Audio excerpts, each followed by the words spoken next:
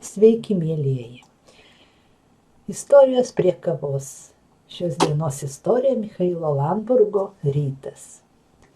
Rytas kaip rytas. Dantų šepetukas, skustuvas, avižų košė, puodelis arbatos su citrina, kelnės, marškiniai. Pažiūrėjau į kalendorių. Spalis. 7 diena. Pagalvojau, po 3 dienų į banką bus pervesta mano pensija. Atsistojau prie lango, pažiūrėjau į dangų, pakartojau savo įprastą rytinį. Dieve, dėkoju už naują padovanotą man dieną. Pagalvojau, šiandien mano proanūkė pirmą kartą nueis į darželį. Telefonas, pakeliu ragelį.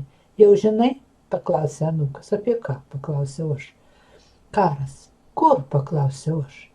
Įsibrovė pas mus. Aš atsidusau, po to paklausiau. Tai ką daryti?